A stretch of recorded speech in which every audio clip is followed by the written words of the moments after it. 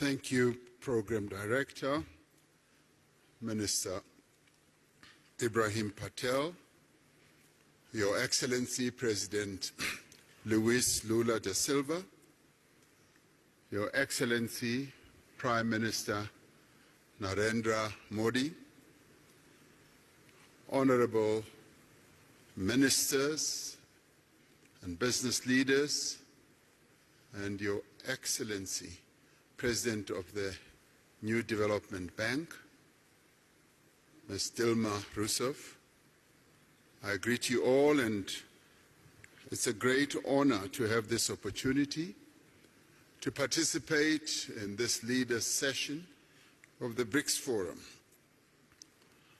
I particularly want to thank Mr. Sim Tshabalala for the report that he has just given, and particularly underline and appreciate the message that is coming from all of you as business leaders about the immense opportunities that you see in investment across the BRICS countries.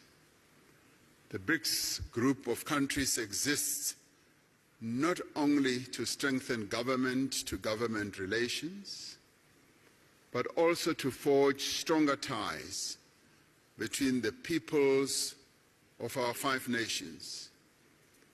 It is for this reason that several bodies have been established since the BRICS was formed to enable cooperation across society, be it in business, be it in political parties, be it in the social sector, and also in the sporting sector.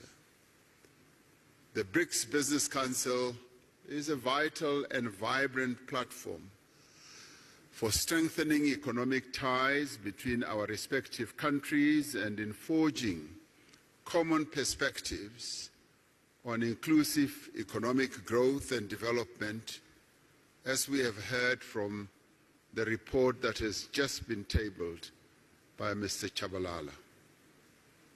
The changes that have taken place in BRICS economies over the past decade have done much to transform the shape of the global economy.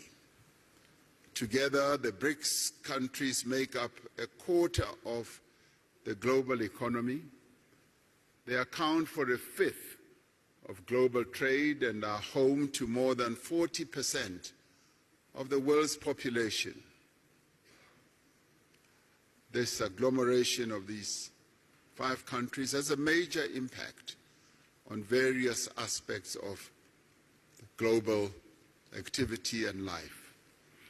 As we celebrate the 15th anniversary of BRICS, trade between BRICS countries totaled some $162 billion last year. Foreign investment has played an important role in the growth of BRICS economies. Total annual foreign direct investment into BRICS countries is 4 times greater than it was 20 years ago. However, the new wave of protectionism and subsequent impact of unilateral measures that are incompatible with WTO rules undermine the global economic growth and development. We therefore need to reaffirm our position that economic growth must be underpinned by transparency, by inclusiveness. It must be compatible with a multilateral trading system that supports a developmental agenda, the type of developmental agenda that the 5 countries that are members of BRICS have embraced right from the onset. We require a fundamental reform of the global financial institutions so that they can be more agile and responsive to the challenges facing developing economies. In this respect, the New Development Bank established by BRICS countries in 2015, is leading the way.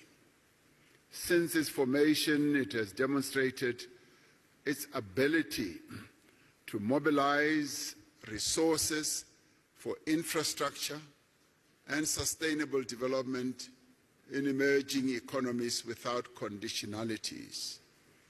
Earlier, before coming into this session, I was speaking to the president of the New Development Bank, and she was outlining to me how ready and willing the New Development Bank is in terms of supporting the development agendas of various countries.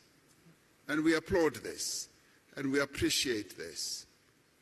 BRICS economies have emerged as powerful engines of global growth.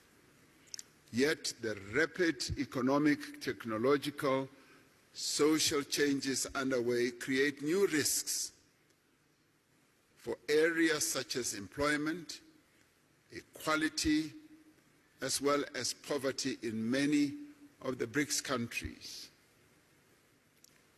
It is quite heartwarming to hear you as business people, as one listened to Mr. Chabalala's report, also focusing on issues such as poverty reduction and elimination, and inequality as well.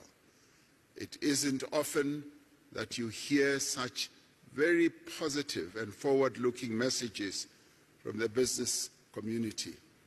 So it's wonderful to be in a forum under the aegis of BRICS that you as business leaders are in tune with the developmental agenda that needs to be pursued to lift the people who live in BRICS countries and beyond out of the ravages of poverty and inequality. We therefore call on the business community to join hands with us to identify solutions to these and many other challenges affecting our respective economies. From a South African perspective, there is massive untapped potential for investment in our country and indeed on the African continent as well. In recognition of this potential, the theme for this 15th BRICS Summit is BRICS and Africa, the partnership for mutually accelerated growth, sustainable development, and inclusive multilateralism.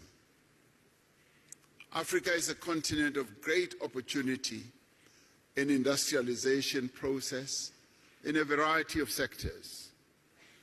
This continent is rich in the critical minerals that will drive business success in the 21st century.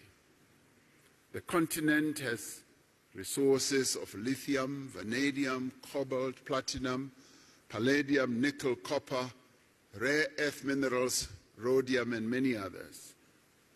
And these are the minerals that abound and are driving economic activity across the world. African countries have made it clear that the investors of choice are those who will come and invest in our continent, but also process the resources here, close to source, so that African countries do not export rock and sand, but export finished products as we would like to do. We are developing stronger regional value chains that will connect a number of African countries, providing investors with diversity, with strength as well as with resilience. The African Continental Free Trade Area creates a single market that is expected to grow to 1.7 billion people and nearly